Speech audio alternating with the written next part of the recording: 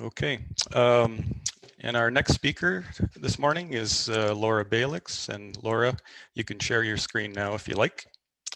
Sure. And when I read Laura's abstract, I had to actually Google where Cathedral Provincial Park was located in BC, even though I frequently visit the Okanagan area.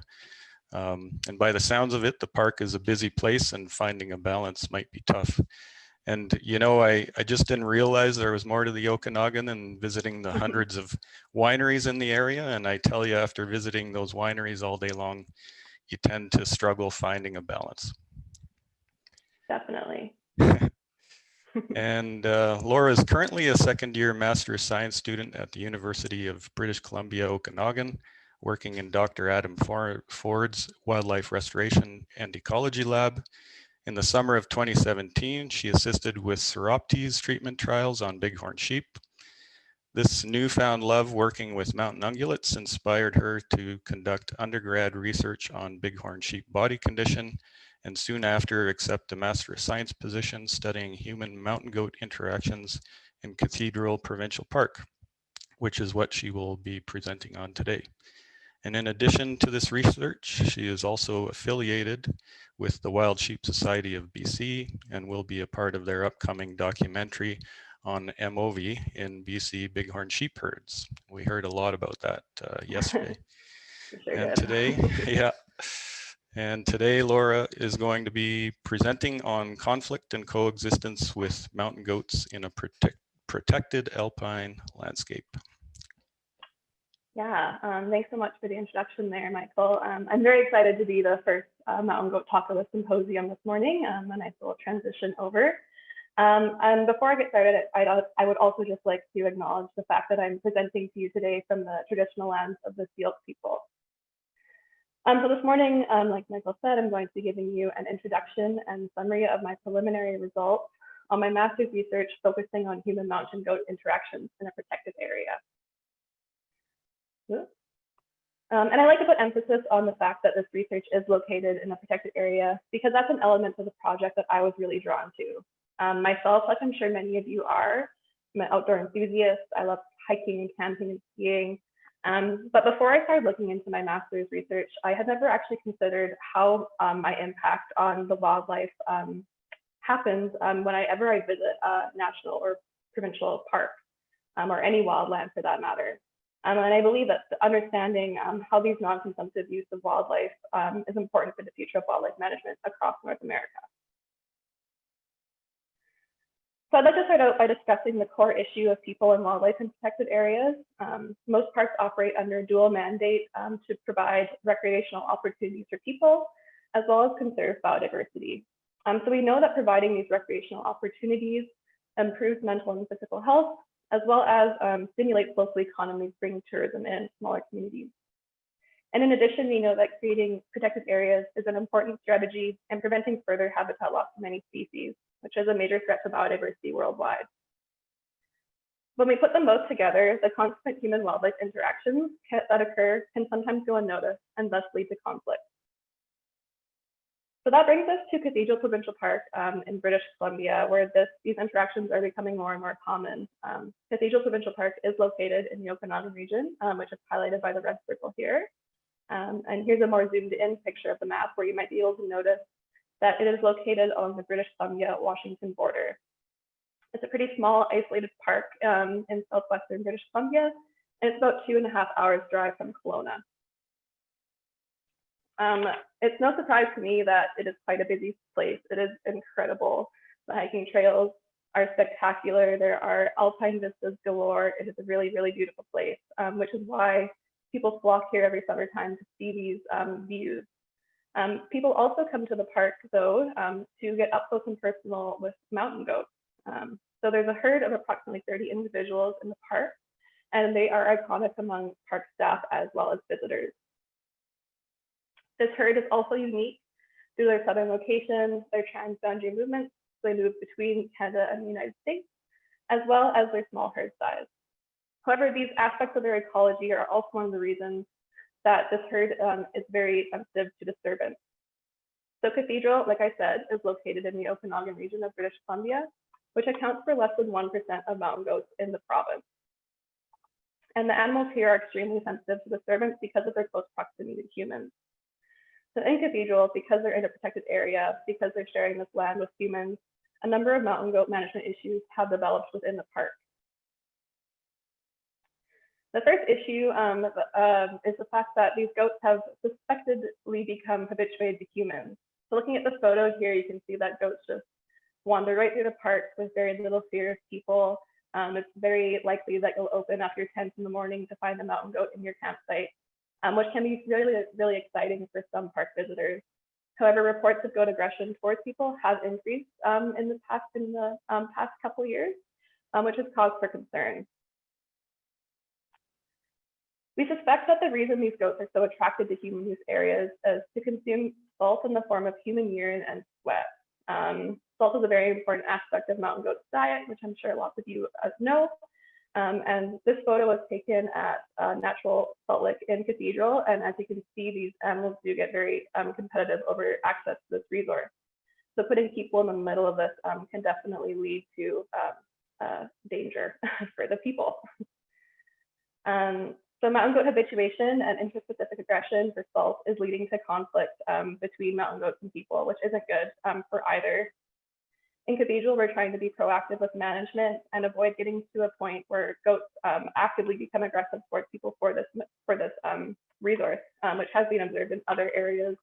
I'm sure you've heard of the examples in Glacier National Park in the States, as well as Valhalla Provincial Park in British Columbia. So in addition to year-round tourism, one helicopter company also has a permit to operate flight training in the park during winter and spring. So these helicopters may negatively be disturbing mountain goats in the park during critical times in the season, specifically in the wintertime when their body condition is already low and mobility due to snowpack is difficult. So we want to find out how to minimize these effects. In British Columbia, there are provincial best practices for operating helicopters in mountain goat habitat.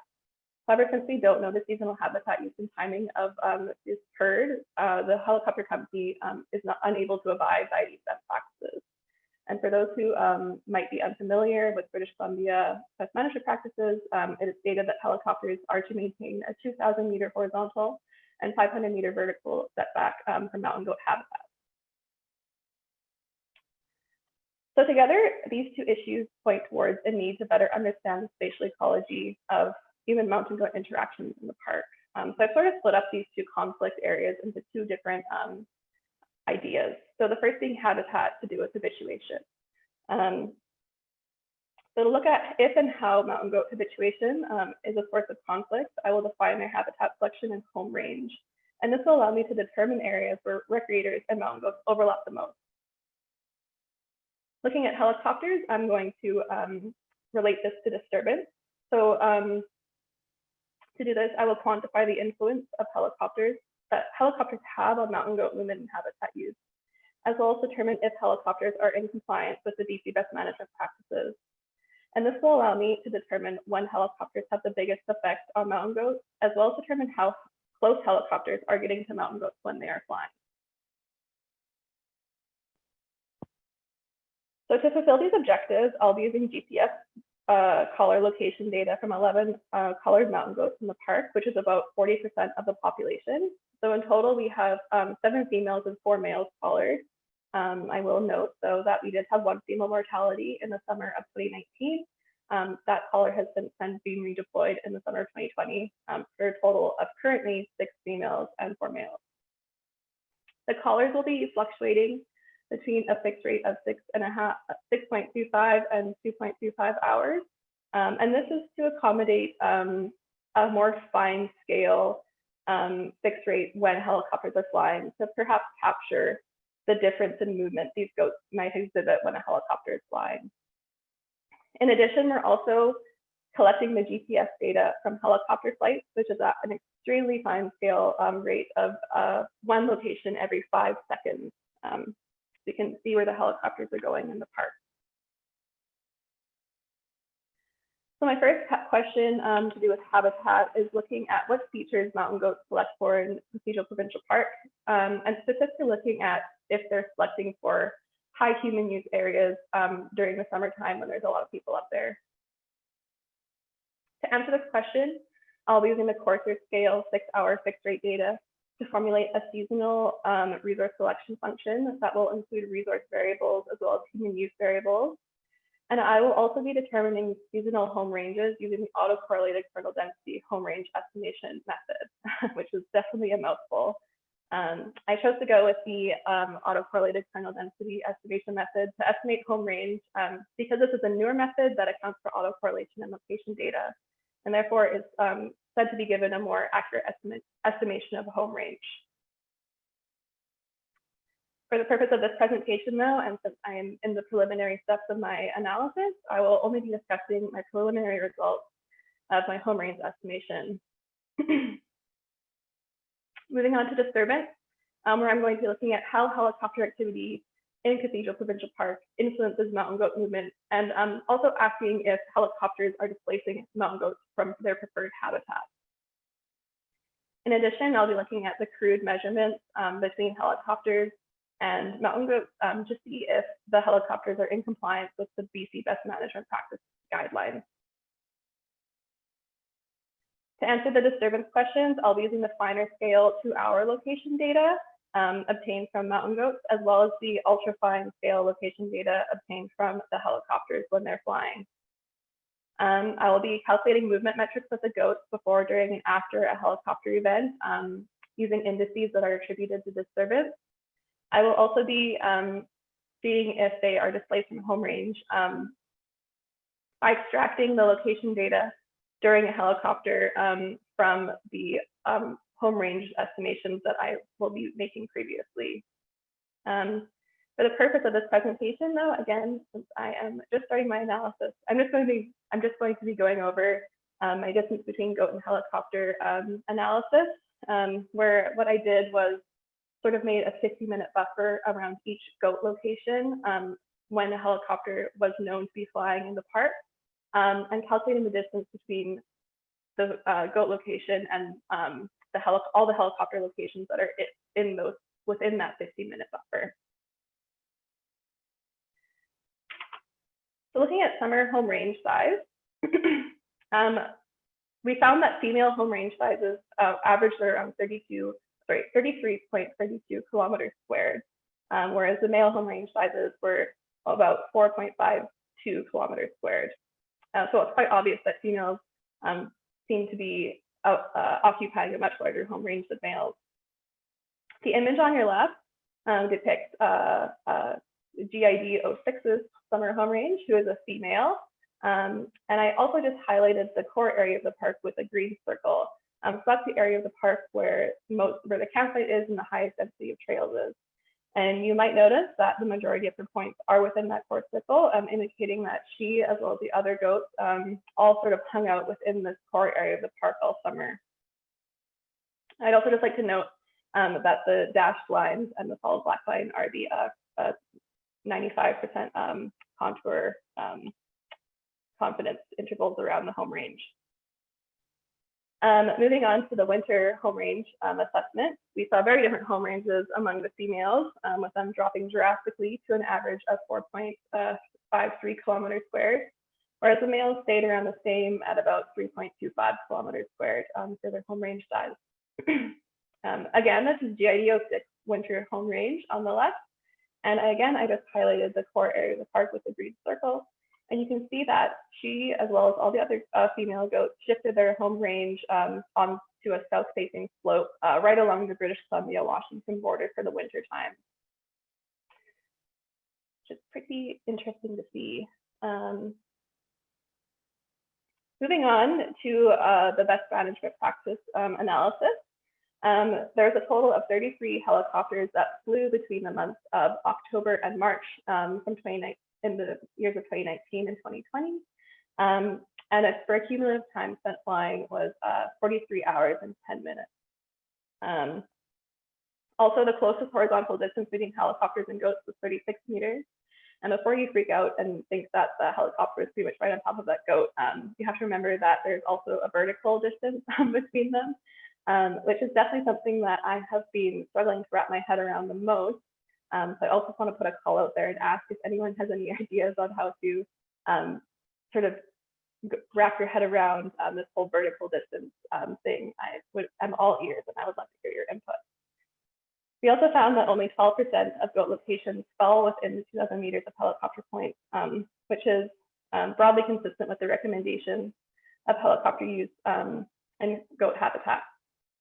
On the screen here, I'm also just going to play a move viz that I created, where you're going to see mountain goats moving around as well as helicopters come and fly in. This is over 4 days in November, and is just sort of to show you guys how much area the helicopters are using and where they're using it. The helicopters will be coming in here in a second. There they go. So you can see that they are using almost the entire park. And yeah, just a little cool visual there.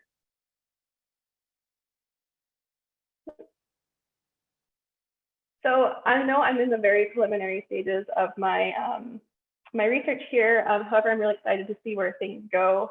I'm excited to provide a framework for quantifying helicopter disturbance on mountain goats, as well as other mountain ungulates. I know helicopter use in alpine regions is a hot topic as of late, seeing that helicopters can definitely have a big impact on how wildlife react and the disturbance level. I also am excited to improve management of mountain goats in protected areas, making protected areas safer for both people and mountain goats. Like I said before, this isn't just happening in Cathedral, this is happening in a lot of protected areas. And it's really important that we figure out the best way to mitigate this and just live in coexistence with these animals in these protected areas. We can both enjoy them. I'd really like to thank my supervisor, Dr. Adam Ford, for all of his help along the way. Also, I'm funded through BC Parks, and Kirk Stafford is sort of the project lead in terms of parks, and I'd really like to thank them for the funding and all the support along the way.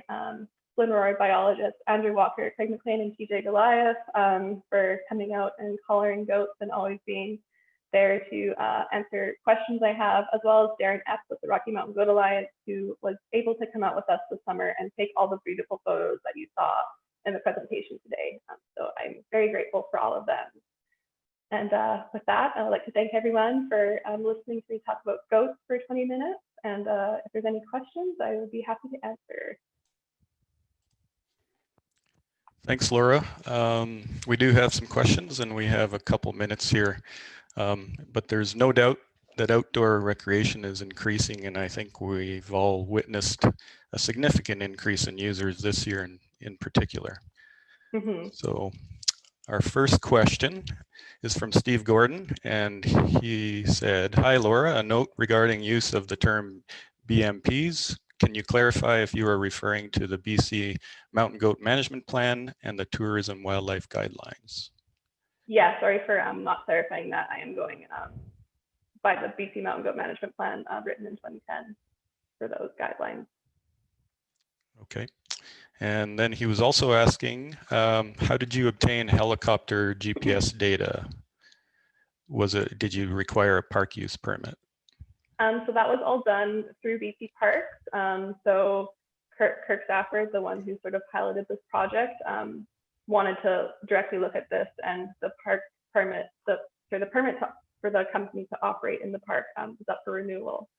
They wanted to hire a grad student to look at the effects of this before they renewed it for another couple of years. So this was all through BC Parks, and the helicopter company was in agreement to share the data with us in order to potentially renew the permit. So that was all through BC Parks. Okay, and we'll have time for one more question here. Tabitha Graves has said, "Great project. And why stick with the 2.25 hours versus finer temporal resolution of fixes during helicopter flights? What is the length of time across which helicopter flights occur? And if you have flight elevation, use Pythagorean theorem to calculate actual 3D distance." Yeah, I'll start with the first question at the 2.25 hours. I would love to be able to increase that fixed rate higher. However, that's about the max that the collars will operate at before just sort of getting backlogged and not working. And that's just because that's the collars that we bought for this project, and it's a bit too late to go back out there and change them now. So unfortunately, that's about the maximum that we can operate at right now. The length of time across which helicopter flights occur varies by day. Sometimes the helicopters are out there for an hour, sometimes they're out there for 8 hours. It's very variable, which is definitely where a roadblock of mine has come in, but we're trying to figure out how to